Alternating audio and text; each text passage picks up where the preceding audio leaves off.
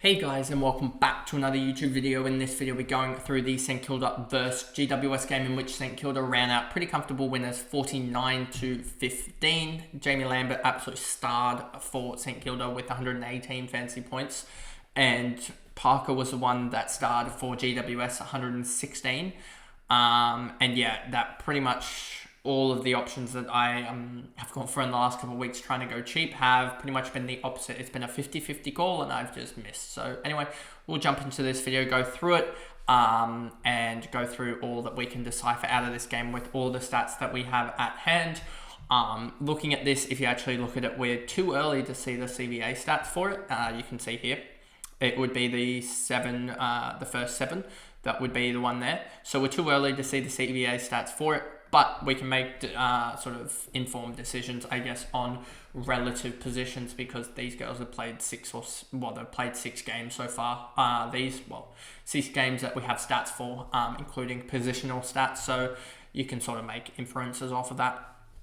Lambert, 27 and 11, 7 free kicks. Pretty sure most of them from memory from watching this game, because it was only 3 or 4 days ago. A lot of those are free kicks for holding the balls, tackles, as well as just getting tackled high. Smith, 17, 9 tackles. She is a tackle beast, 90. She's going to be one that, if she can get main ball handler status at the club when she slowly sort of develops even more, because I'm pretty sure she is 23, but I'm pretty sure she's only played like 20 or 30 games. If we go here, yeah, she's up to 25 games now.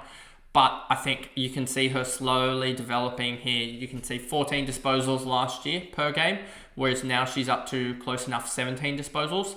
If she can get that up to 20 or 22, then she'll start to really be hitting that 90 marker, because she has this really good tackle base that we always talk about and reference, which is something I'll reference in my AFLW fantasy sort of biggest learnings when I go through it in about a month's time, give or take. I think it's November that we'll do it when the final game is played. I think the final week is October 25th or something. I think that's the final week, or November 3rd. Anyway, Smith, Simpson, 83, 12 tackles as well. You can see how a strong tackling base has really done a world of good for a lot of these girls, and how they score really heavily, because we've only seen, I think I said it last week, which is really ironic that I said it, that pretty much it's all based on tackling. That tackling is about twice the amount of numbers as the, as you see here quickly, just looking at this, 6 tackles for her, 5 games played. You can see here her VFL form. She's really good. So I think actually one thing we really need to look at is players that have played strong VFL footy and switch sides, because that's really key.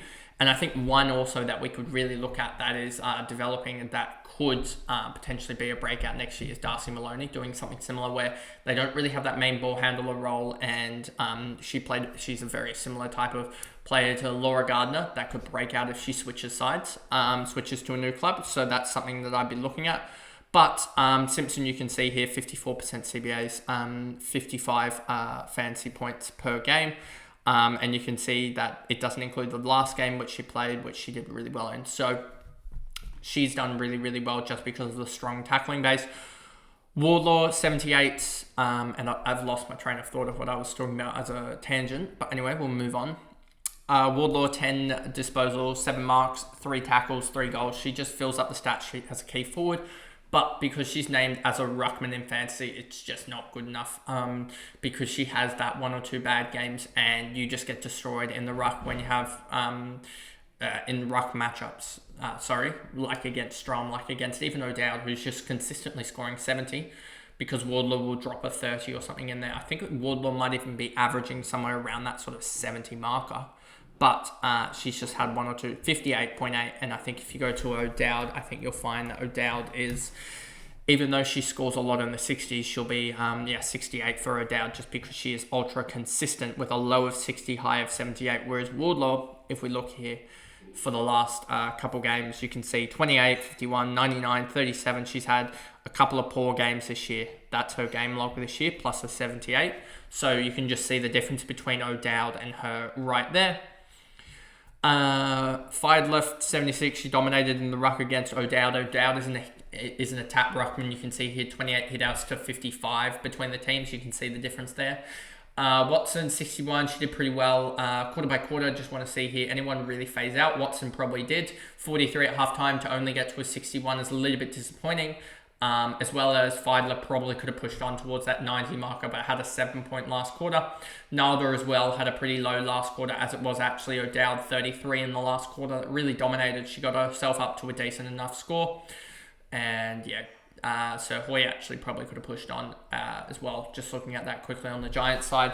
Guttridge, 50. Kelly Richards Priest, 46. She's been really up and down. I remember last year, I had her as a defender for maybe 3 or 4 weeks, or maybe 5.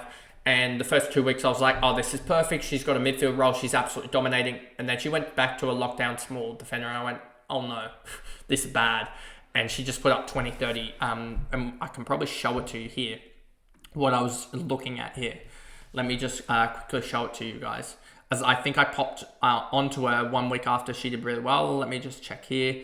I probably jumped onto her after about the 65 or something, or after the 85. And then she went 65, 120, 60. I went, oh, this is brilliant. And then look at this. Bang, bang, bang, bang. And I jumped off of her after the 28, I think. And it was just enough damage there. So yeah, she had a role change mid-season. Pretty much you can see it right there in the heat map there. So yeah, that was pretty much what cooked me, as she had a really good tackle base, and putting up 120s as a defender was absolutely huge. And I don't think we've seen a defender go above about 110 this year, which just shows how powerful she was last year. Then we go McDonald, Stevens, Trudgeon, Plain, Wiley, Burke, Friend, Anderson, Jacobson, and Boyd. Then we move over to GWS, and you see here Parker with a 116. She was actually just really amazing throughout the day, and 116. And if we look here, fantasy quarter by quarter, 32, 24, 28, 32, just pretty much stacked it on. Beeson, 90, and yeah, so Parker was the one to go for, simply as that. 24 disposals, 6 tackles for Beeson, 2 free kicks against, probably limited her a little bit. Randall, 63. O'Dowd, 62. Good last quarter. Got a lot of hit-outs in the last quarter, I'm pretty sure. Pretty sure she was on about 9 hit-outs at halftime, and then came back in the last quarter to really get those hit-outs, get those points up, because we needed it.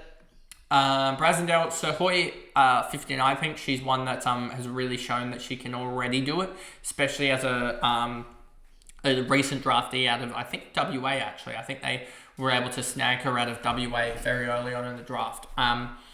So yeah, she was definitely one that did really well. Goldsworthy is still having 100% time on ground.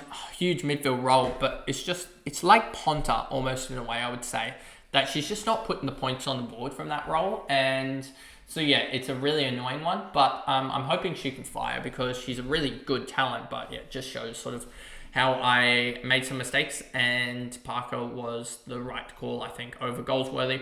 Garnett, 56. Eva, 52. Mowbray, Greason, Zarika, Smith, Pauga, 31. She's been really disappointing this year for a girl that came from a side, came from Brisbane, and for someone that I thought would really actually dominate in a better role. She's really been chucked out of and not really gotten that really good role as well. So I think that's part of the reason why she hasn't done well, as well as the fact that she hasn't actually had time on ground, and she got suspended as well, which doesn't help. But if we just look at it, 74% TOG, 24% CBA, so she's done better. But then again, look at this. So just really shocked at how poor this has been, especially the last, this 4-pointer as well probably doesn't help. But yeah, she hasn't really provided much. And so she's sort of the shock, I guess, of what can happen, I guess. It's sort of the downside of what can happen. You saw Laura Gardner do a similar thing to what Pauga did last year, and move from Geelong to Sydney, and really rock it up. But Pauga has done from Brisbane to GWS, and has really just not done anything. But I mean, she was averaging, if you take out the 4, that's 128 minus 4, 124 divided by 3. She was averaging 41 and a bit outside of that, which is still a lift, but it's not that much of a lift. And you can see her back at 31 in this game. Bradfield, Pease, Gaffney, Ramsdale, Ransom, Doyle, and Davies. So anyway, that is the video there, going through the St Kilda versus GWS game, going through how it's basically just Jamie Lambert and Parker this week for the non-Adelaide or the non-Marinoff, I guess, spot in the midfield for the double week for actual usefulness, I guess. But anyway, if you did enjoy that video, remember to like and subscribe, turn the notification bell on so you know when other game reviews as well as other different content, especially in the lead up to the BBL Supercoach and also for the future AFL Fantasy in 2025 when those videos come out. So I'll see you guys in the next game recap. Bye guys.